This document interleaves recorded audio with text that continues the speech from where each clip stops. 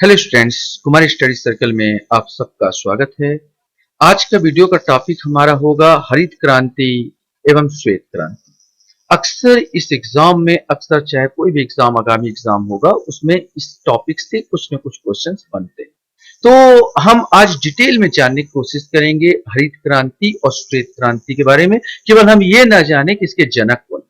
हरित क्रांति के जनक नॉर्मन बोरलॉग को बस ना जान के बैठे रहे, है ना, या श्वेत क्रांति के जनक वर्गीस कुरियन को बस जानते ना बैठे रहे, बल्कि इसके बारे में डिटेल कब क्या कहां इस सारे चीज को ध्यान देने की कोशिश करेंगे। एग्जाम में जो भी क्वेश्चन पूछे हमसे लाइन बार बनने चाहिए। शॉर्टकट में ध्यान देने की कोशिश करेंगे। हमको मालूम है कि हरित क्रांति क्या है। हरित क्रांति मैंने अधिक से अधिक उत्पादन, एक सिंपल लफ्ज में बोलूं तो मैंने ज्यादा से ज्यादा उत्पादन। नॉर्मल बोरला का चित्र आपको नजर आ रहा होगा, धान की बाली हाथ में उठाए हुए यहाँ पर दिख रहा होगा। मैंने कम पैसे में कम लागत में दुगना तिगना चार गुना और क्रांति ला दिया यहाँ पर चीजें में। उस समय इन्होंने क्रांति लाया जब यहाँ पर बोला जाए तो पूरे विश्व में भूखमरी लगा हुआ था, तो इस व्यक्ति ने यहाँ पर क्रांति ला के रख दिया, इसलिए इनको नोबेल पुरस्कार भी मिला था। तो हरित क्रांति एक ऐसी क्रांति कहा जाता है जिसका संबंध कृषि क्षेत्र में रासायनिक तथा बीज के अत्यधिक उत्पादन में तीव्र वृद्धि करना था।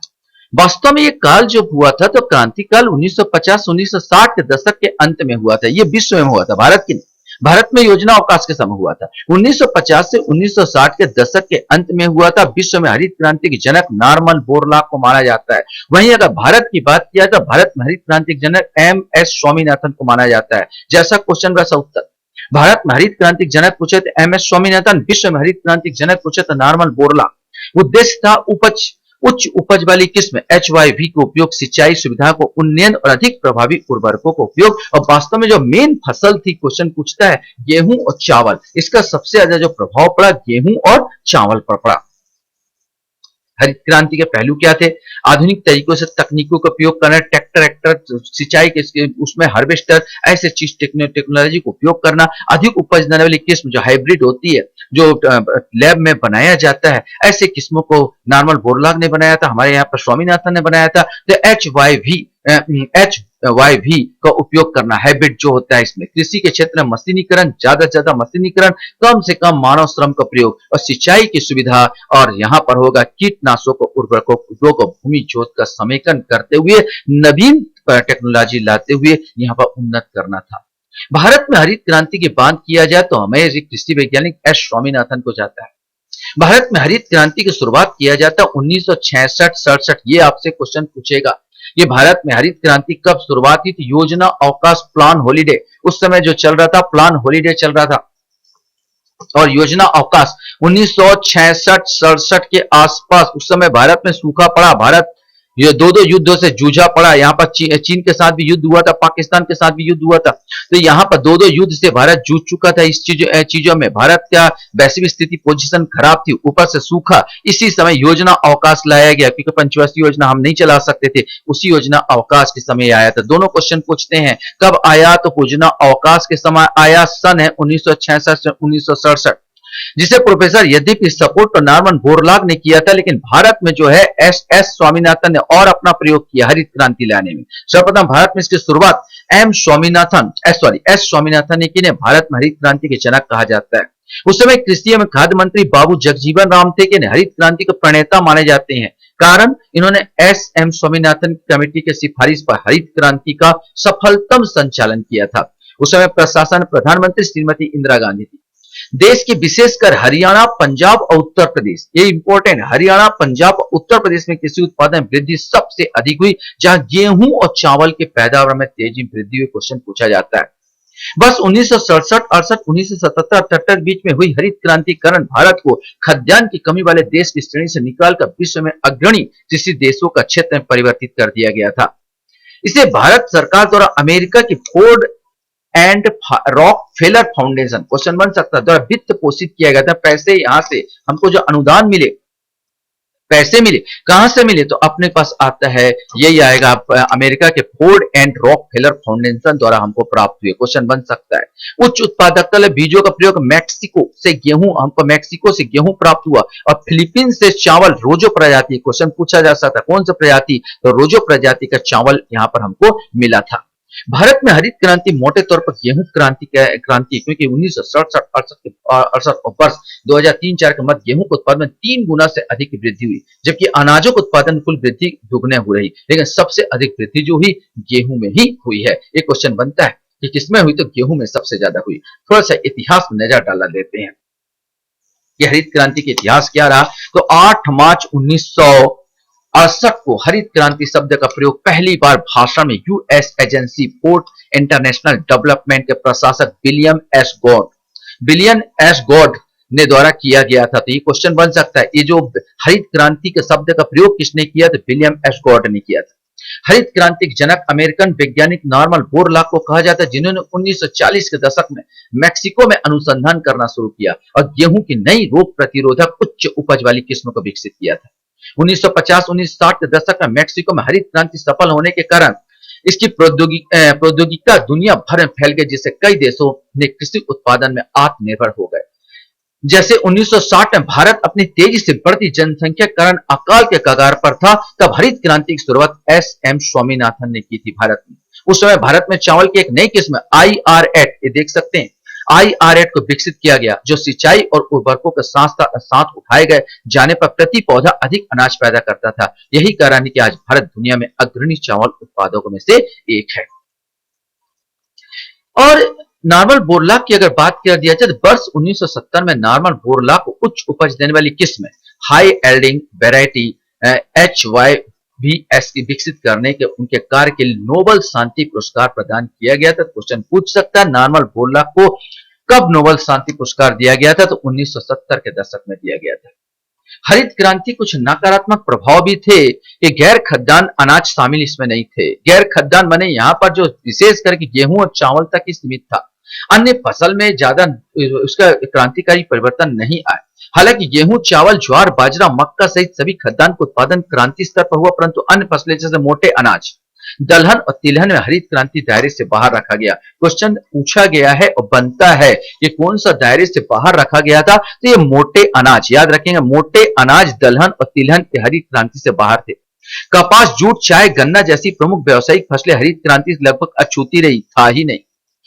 और जो हरित क्रांति HYVP के सीमित कवरेज था, अधिक उपज देने वाली किस्म कार्यक्रम हाई एल्डिंग वैरायटी प्रोग्राम केवल 5 फसलों गेहूं, चावल, ज्वार, बाजरा और मक्का तक ही सीमित थी। इसका प्रभाव देखा जाए, इसका सबसे अधिक प्रभाव उत्तर में पंजाब, हरियाणा और पश्चिम उत्तर प्रदेश और दक्षिण में अगर बोला जाए तो आंध्र प्रदेश और तमिलनाडु, ये 2 जगह ही इसका प्रभाव देखने को हमको मिला था। इसके बाद कृषोन्नति योजना के अगर बात कर लिया जाए, तो कृषोन्नति योजना में हरित क्रांति कृषोन्नति योजना भारत में साल 2005 में लाई गई। इस योजना के तहत भारत सरकार किसानों को आय बढ़ाने और कृषि को वैज्ञानिक तरीके से बढ़ाने का प्रयास किया। अम्ब्रेला योजना 11 मिशन इसमें शामिल थे। अम्ब्रेला योजना में क्वेश्चन पूछा जा सकता है, अम्ब्रेला योजना में कितने शामिल थे, तो 11 योजनाएं शामिल थे। क्वेश्चन पूछा, हरित क्रांति कृषोन्नति योजना कब लागू की गई थी, तो 2005 में आई थी। 11 योजनाएं कौन कौन सी थी, तो एकीकृत बागवानी विकास मिशन, राष्ट्रीय खाद्य सुरक्षा मिशन, राष्ट्रीय सतत कृषि मिशन, कृषि विस्तार और प्रस्तुतिकरण, बीज और पौधारोपण सामग्री उप मिशन, कृषि मशीनीकरण उप मिशन और पौधा संरक्षण, पौधा संरोधक एवं संबंधित उप मिशन, कृषि जनगणना अर्थशास्त्र और सांख्यिकी एकीकृत योजना, कृषि सहयोग एकीकृत योजना, कृषि विपणन एकीकृत योजना, कृषि में राष्ट्रीय ई गवर्नेंस योजना। इसके बाद एक और थोड़ा सा क्रांति आई थी, सदाबहार हरित क्रांति। भारत में हरित क्रांति के जनक डॉक्टर M.S. स्वामीनाथन ने सदाबहार हरित क्रांति की शुरुआत भी की थी। क्वेश्चन बन सकता है, जिसने शुरुआत की थी S.M. स्वामीनाथन। और सदाबहार क्रांति प्रौद्योगिकी विकास और प्रसार में पारिस्थितिक सिद्धांतों एकीकरण पर बल दिया गया है। अब थोड़ा सा चलते हैं हम लोग ऑपरेशन फ्लड या श्वेत क्रांति।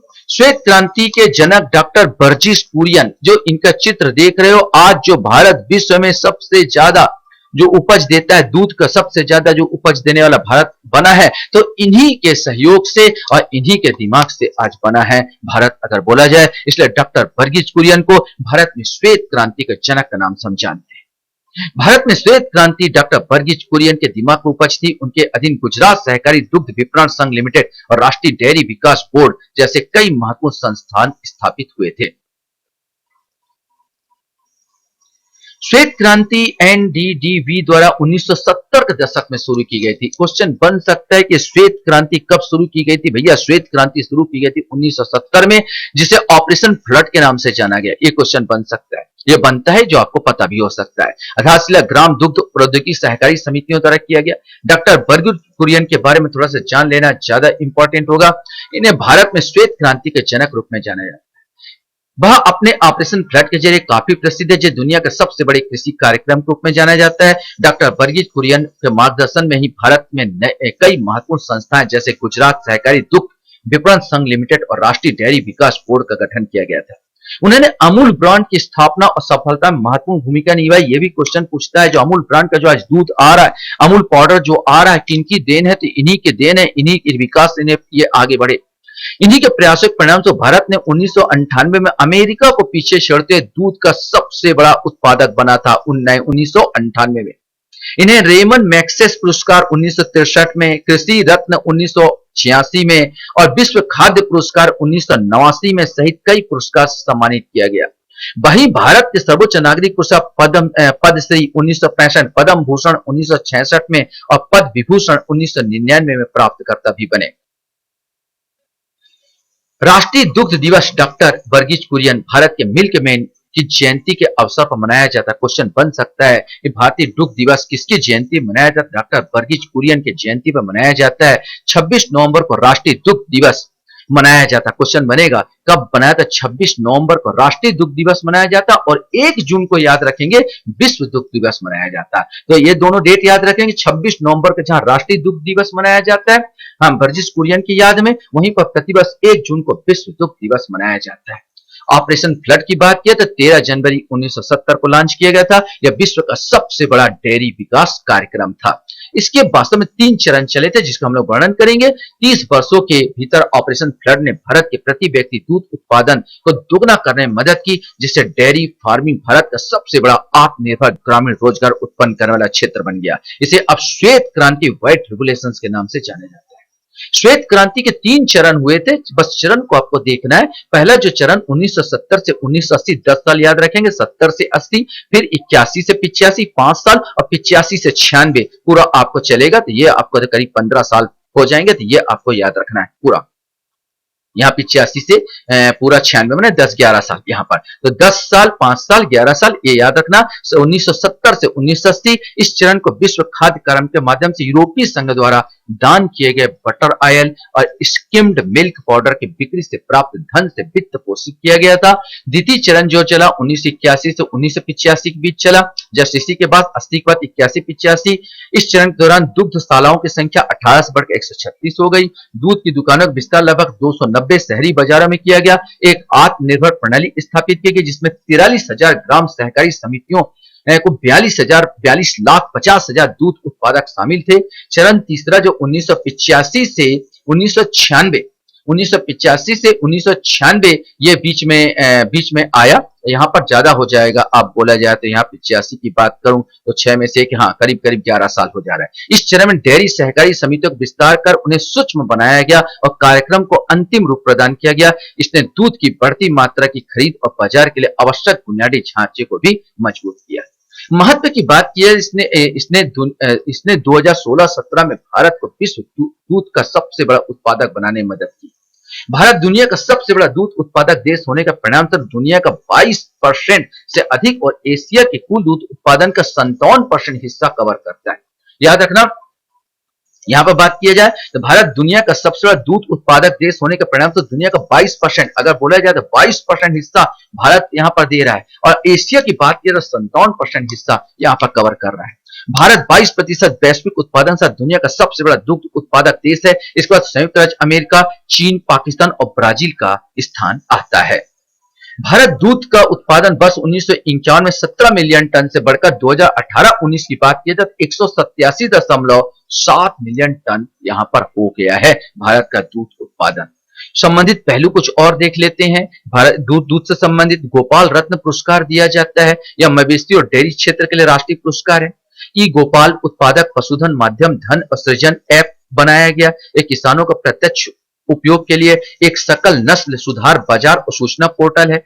डेयरी विकास और राष्ट्रीय कार्य योजना 2022 यह दूध उत्पादन बढ़ाने और डेयरी किसानों को आय को दोगुनी करने का प्रयास करती है। राष्ट्रीय पशु रोग नियंत्रण कार्यक्रम और राष्ट्रीय कृत्रिम गर्भाधान कार्यक्रम इसे देश का पशुओं का खरपक्का और मुंहपक्का रोग है ना, foot and mouth disease FMD बोलते हैं, या ब्रुसेलोसिस के नियंत्रित करने तथा समाप्त करने के लिए शुरू किया गया है। क्वेश्चन बनता है मुंह पक्का रोग किसमें होता है, खुर पक्का रोग किसमें होता है? पशुओं का रोग है ये। और राष्ट्रीय गोकुल मिशन इसे वर्ष 2019 में एकीकृत पशुधन विकास केंद्रों के रूप में 21 गोकुल ग्राम स्थापित करने के लिए लॉन्च किया गया था। तो ये पूरा मैंने आपको डिटेल बताया हरित क्रांति और श्वेत क्रांति के बारे में। आशा करता हूँ वीडियो आपको अच्छा लगा होगा। आप लोग मेरा वीडियो को वॉच करते हो इसलिए